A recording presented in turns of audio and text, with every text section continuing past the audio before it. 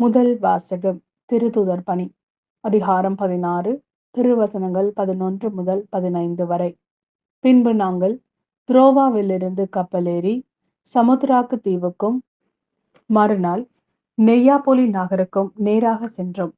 அங்கிருந்து மாசிதோனியா பகுதியின் முக்கியமான நகரான பிலிப்பி சென்றோம். அது ரோமையரின் குடியேற்ற நகரம். அந்நகரில் சில நாட்கள் தங்கியிருந்தோம். ஓய்வு நாளன்று நாங்கள் நகர வாயிலுக்கு வெளியே வந்து ஆற்றங்கரைக்கு சென்றோம்.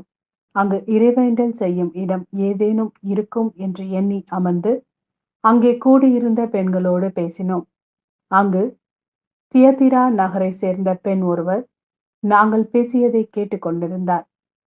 அவர் பெயர் லீதியா. செந்நிற ஆடைகளை விற்பவரான அவர் கடவுளை வழிபட்டு வந்தார்.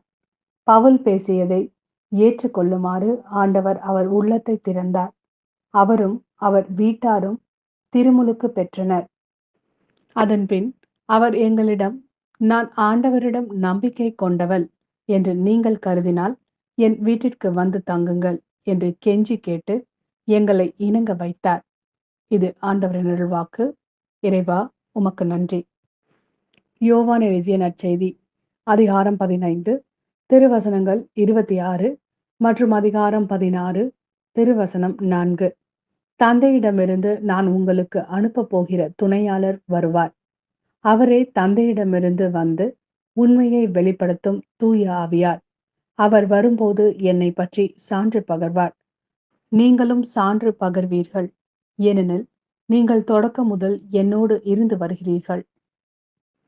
நீங்கள் நம்பிக்கை இழந்து விடாதிருக்க இவற்றையெல்லாம் உங்களிடம் சொன்னேன். உங்களை தொழுகை கூட்டத்திலிருந்து விலக்கி வைப்பார்கள். உங்களை கொல்லுவோர் கடவுளுக்கு திருப்பணி செய்வதாக எண்ணும் காலமும் வருகிறது. தந்தையையும் என்னையும் அவர்கள் அறியாமல் இருப்பதால் தான் இவ்வாறு செய்வார்கள். இவை நிகழும் நேரம் வரும்போது நான் உங்களுக்கு இவை பற்றி முன்பே சொன்னதை நினைவுபடுத்திக் கொள்ளுங்கள். இதற்காகவே இவற்றை உங்களிடம் கூறினேன்.